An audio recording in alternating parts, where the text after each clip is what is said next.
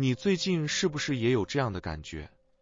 什么都不想做，连去倒杯水都觉得累，不想回讯息，不想见人，哪怕是最亲近的朋友也不例外。坐在电脑前1小时，什么都没打出来，却已经身心俱疲。你开始怀疑，是不是我真的不行了？是不是走错了方向？但我想告诉你，这不代表你退步了，这其实代表你的灵魂正在准备升级。这段状态不是崩溃，而是一种重组。心理学称为身份过渡期，能量疗愈中称为转频阶段。我喜欢把它叫做灵魂的系统更新。它通常出现在一个人生阶段的尾声，当你已经完成某段学习，却还没进入下一段节奏时。表面上看起来像停滞，实际上内在正在默默的重建。你会觉得没有动力，也找不到方向。但请记住，这个时候你真正需要的不是勉强自己振作起来，而是按下你灵魂的重启键。这个重启，我把它整理成3个步骤，叫做 SAR 灵魂重启公式。第一步 S 是 Silence， 也就是静默。这不是放空，不是耍废，而是刻意中断资讯输入。想象一下，一台电脑同时开了30个网页，速度一定会变慢，甚至宕机。我们的大脑也是一样，如果你每天滑6小时手机，听5个节目，看10段影片，大脑会累，灵魂会吵杂，你也无法听见自己的声音。所以你可以这样做：关掉社群通知，把手机静音，给自己15分钟的静音时段，不听 podcast， 不追新闻，不用想要不要回讯息，什么都不做，就静静的泡杯茶、散步，或让自己待在一个无输入的空间。当一切声音安静下来，你才有可能真正听见内在的声音。第二步 A 是 Awareness， 也就是觉察，不是去改变情绪，而是去看见情绪。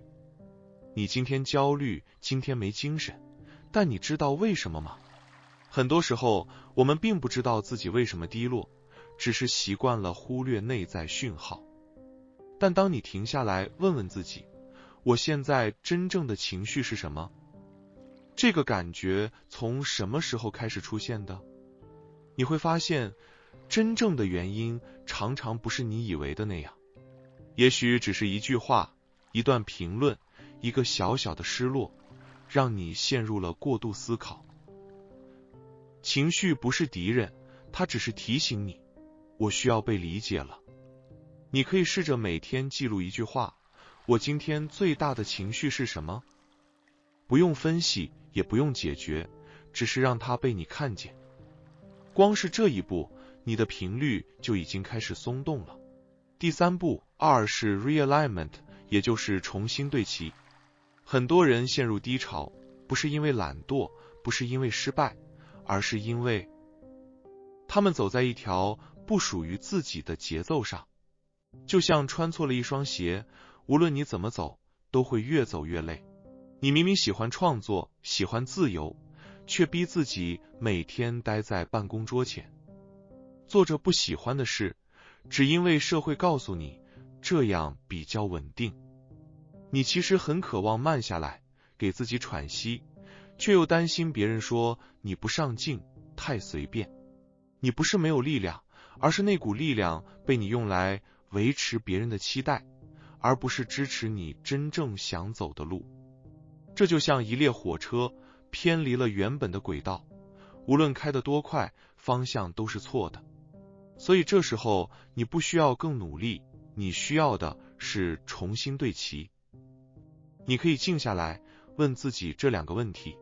第一个问题，我现在的生活有多少是在为了取悦别人？有没有哪一部分是你不自觉在演出给别人看？是为了得到掌声，避免批评，还是怕被说不成熟，太天真？当你诚实的看见这一点，就已经是一种转向。第二个问题，如果我不需要向任何人解释，我今天最想做的事情是什么？这个答案可能很小，也许只是想关掉手机，好好睡一觉；也许是想报名一个你偷偷关注了好久的课程；也许是想停下来，把最近卡住的感觉写在日记里。没关系，选择一件当下可以做的行动，不管它看起来有多微不足道。这个小行动就是你对宇宙发出的频率校正信号，它代表我正在转向，我正在回到自己的轨道上。比如有未来咨询的听众，他卡关快半年，怎么也找不回热情。他每天都在逼自己产出内容，维持社群互动，但一点也不快乐。直到他鼓起勇气，把工作形态暂时调整成周更一次，多出来的时间拿去画画，去海边散步，学习他最有兴趣的能量学课程。他原本以为会因此掉粉，错过商机，结果恰恰相反，他的能量稳定了，灵感也回来了，合作也开始自然找上门来。这就是对齐的力量，不是努力往前冲才叫进步，有时候停下来转一个方向，反而更接近你真正想要的人生。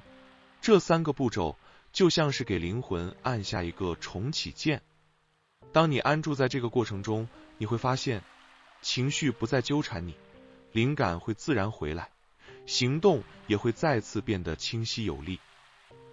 那么现在请跟着我一起做一段30秒的灵魂频率重启仪式。找个安静的空间，闭上眼睛，深吸一口气，再慢慢吐出。想象你的头顶有一道金色的能量，像液体阳光一样慢慢灌入你的身体，从头顶流到心轮，再流到腹部、双腿、脚底，让这道能量冲刷你体内所有的杂讯与低频。然后在心中轻声说：我允许自己暂停，我允许自己清理，我愿意与新的节奏对齐。当你感觉能量回到中心，慢慢睁开眼睛，你已经启动了你自己的升级系统。如果你听到这里，请在留言区写下：我已重启我的频率，让宇宙看见你的意图。